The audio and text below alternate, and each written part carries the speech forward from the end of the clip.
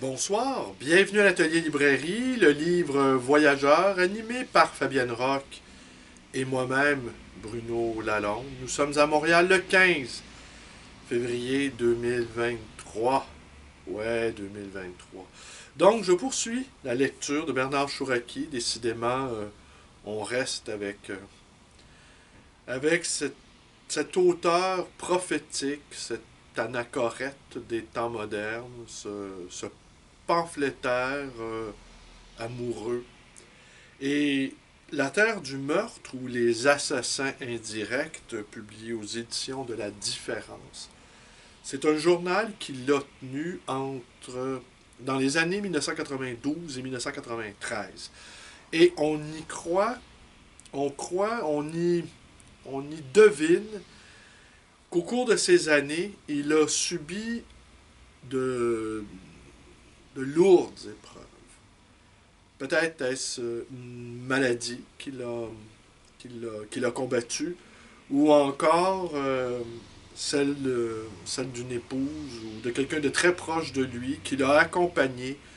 Mais de ce texte dense, on sent une sourde souffrance. Mais notre homme qui ne lâche jamais son fil d'Ariane, qui consiste à dire que nous vivons dans la sous-vie, qu'il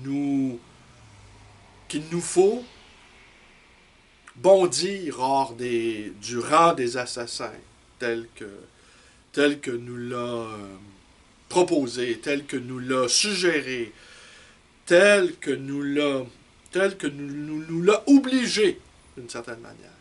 Franz Kafka. Et donc, c'est un journal. Et Bernard Chouraqui, qui est une sorte d'obsédé de l'infini, à l'instar de ces philosophes qui ont eu deux ou trois, mais c'est déjà beaucoup, deux ou trois, qui n'auraient eu qu'une seule intuition, aurait tourné autour d'elle, l'aurait développée, et donc un obsédé de l'infini. Ouais. Et cette intuition, qu'au fond, nous ne mourrons pas, si nous prenons conscience de l'assassin qui est en nous, que nous sommes environnés de l'esprit de la mort, que les gens autour de nous, d'une certaine manière, sont des assassins indirects. Et au fond, c'est un appel à l'infini. C'est un appel à l'infini, au miracle d'être sur Terre. Notre exil, en fait, s'arrête. Mais la foi, l'espérance, la charité, ces trois vertus théologales sont malmenées dans notre bas monde et nous restons à la surface des choses. Nous patinons à la surface des choses. Et ce patinage ne nous patine pas, car sous la mince glace civilisationnelle, des monstres effrayants se feraient un chemin. Des monstres de concupiscence, d'avarice, de méchanceté. Et nous n'y échappons pas, malgré que nous souhaiterions échapper à ce joug fatal. Mais lui, qui est un homme de supra-foi, ne cesse de marteler le même message. Mais le même message, martelé sans cesse à l'infini, de manière répétitive,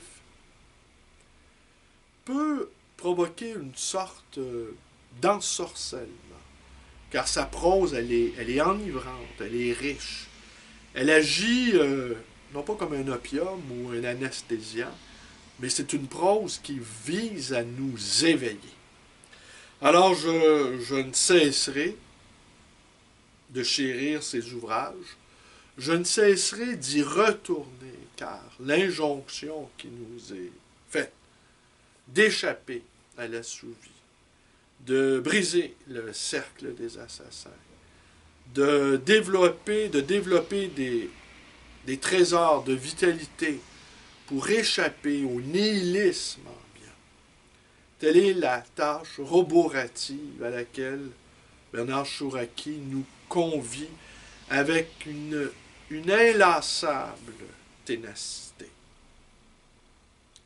Alors oui, j'aime bien ces philosophes qui n'ont qu'une seule idée et qui sans arrêt brodent autour d'elle. Et sans arrêt créent une œuvre d'art, même à partir d'une seule idée, on peut créer des pans de murs de livres. Mais les pans de murs de livres, s'ils ne nous arrachent pas à la sous-vie, à quoi bon? Alors je vais vous lire quelques passages, je vais revenir demain. Alors je suis en train de passer à travers tous les ouvrages de Bernard Chouraqui. Je me désole assez que les recherches faites sur lui sont très peu abondantes. Et force m'est d'admettre que c'est souvent le cas des auteurs extrêmement importants, car c'en est un extrêmement important. C'est qu'ils échappent, et pour cause aussi, ils échappent au feu médiatique. Et je me plais à imaginer aussi Bernard Chouraqui dans sa Thébaïde ou dans son monastère ou dans sa cellule dans le désert de Negev en Israël. Je me plais à l'imaginer dans un état à la fois contemplatif et à la fois extatique de l'homme qui aura réussi à se sauver tout entier, intact, indemne, ruisselant de vie. Alors il dit justement, ma plus grande joie, le sentiment profond, essentiel de ne pas m'être trahi, d'être entier malgré ces dernières années si difficiles. Alors, on pouvait entendre les stigmates de l'épreuve.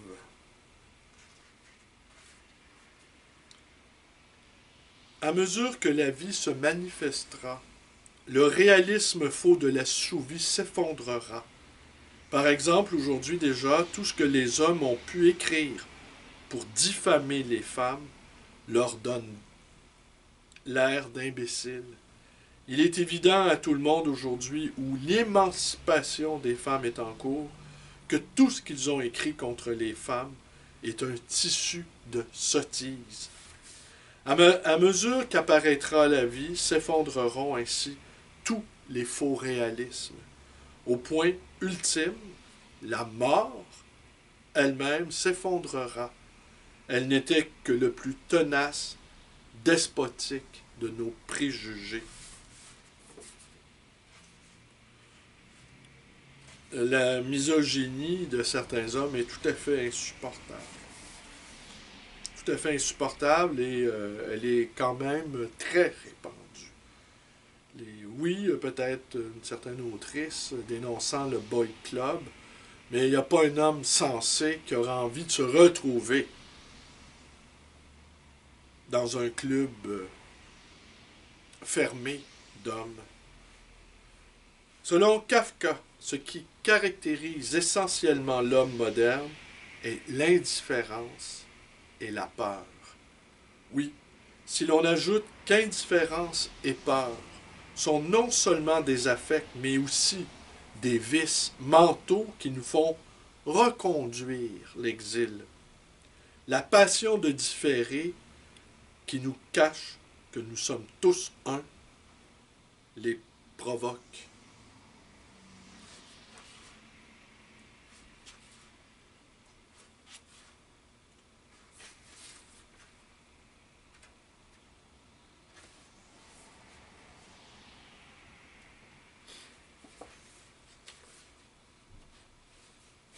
Souvent, je me plais à rêver ou à anticiper, en fait, devrais-je dire, quelle sera mon ultime bibliothèque? Quels seront les derniers livres que je rassemblerai autour de moi pour entrer dans le dernier droit de mon existence?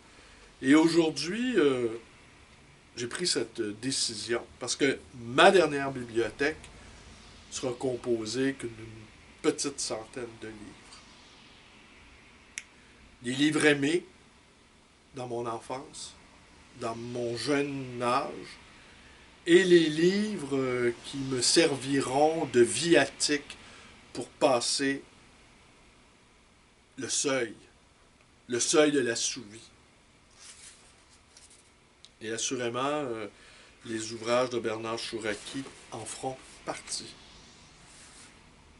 Pourquoi est-ce que j'écris? Pour préserver l'ascèse qui me maintient au niveau de mon propre secret. Par indignation surtout. Un cri poussé contre un monde où l'on ne fait que tuer.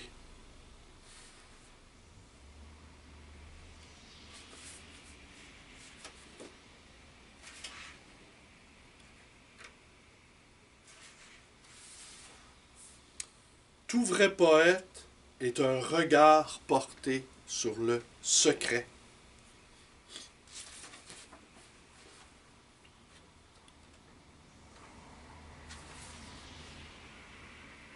Mes livres attirent des personnages merveilleux. Vous en êtes. Certains sont inspirés, d'autres ont des entrevisions étonnantes. Ce sont tous des obsédés du lieu.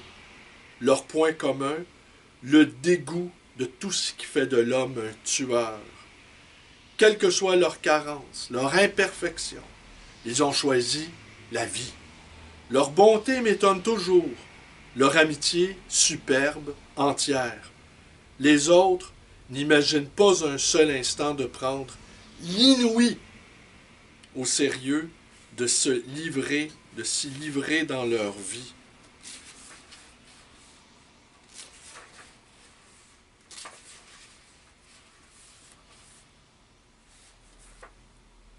Nous sommes leurrés par la croyance que tous sont mortels. Nous induisons sans même nous en rendre compte qu'ils sont tous des tueurs. Si nous parvenions à traverser ce leurre, nous verrions tous les hommes bons dans un lieu existentiellement conforme à cette bonté. L'humour, l'intimité avec l'infini. Phrase absolument superbe qui me servira de titre aujourd'hui. Pour la vidéo du 15 février 2023.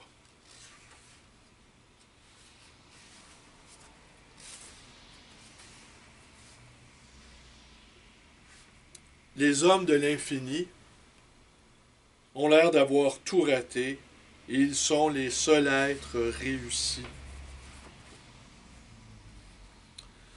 Mon étrange talent fait de moi un médium des catacombes.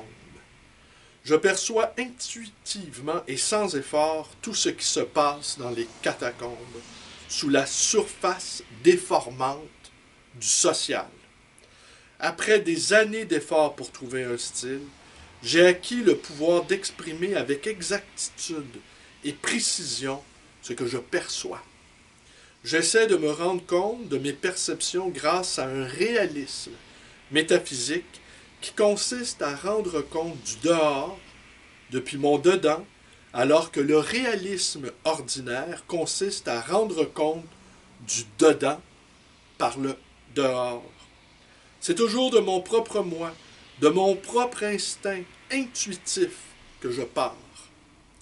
C'est lui qui me permet de ne pas être leurré par les déformations de la surface. Si l'on est leurré par la surface, ce qui implique l'usage du réalisme ordinaire, on ne voit rien. On n'a plus aucun moyen de deviner que, sous l'illusion apaisante de la surface, règne l'horreur des catacombes où se tiennent, incarcérés du meurtre, tous les êtres. Mon réalisme est un réalisme visionnaire, tandis que le réalisme ordinaire, qui, à mon sens, est un irréalisme, provoque l'hypnose qui consacre le leurre de la surface. Alors ben voilà, toute la question est là. Comment rompre l'hypnose? Comment s'arracher à l'hypnose? Assurément, les livres sont d'extraordinaires éveilleurs. sont des objets qui échappent par à la fois leur fragilité, leur robustesse de contenu, qui échappent à la perception ordinaire. Et de créer son propre espace vital, où le mental pourra se régénérer grâce à une pratique quotidienne de méditation, de lecture, de contemplation, nous est plus que jamais nécessaire. Excusez-moi, j'ai pris froid, alors c'est ainsi que mon corps résiste à la fois à la fatigue et à cet hiver, même si nous sommes dans la période du redoux, le printemps dans l'hiver, période où les Autochtones déplaçaient leur camp pour s'approcher des aires d'animaux desquels ils se nourrissaient, caribous et gibier et autres cervidés. Alors oui, et il y a toujours dans notre mémoire de Québécois cette anticipation que oui, d'une certaine manière, il est temps de lever le camp. En attendant le printemps qui est toujours en Amérique du Nord, en tout cas dans ses latitudes septentrionales, qui est toujours quelque chose d'inouï, pour reprendre le vocabulaire de Bernard Chouraqui, dans son impétuosité, sa violence. On peut passer en une journée de l'hiver à l'été. Et qui a enregistré dans sa corporalité ce phénomène d'été tonitruant, eh bien, en demeure toujours étonné, en fait. Je vous remercie d'être avec moi. Portez-vous bien. Et à demain. Ne prenez pas froid, surtout. Et comme dit dans la chanson, couvrez-vous bien. Pardon.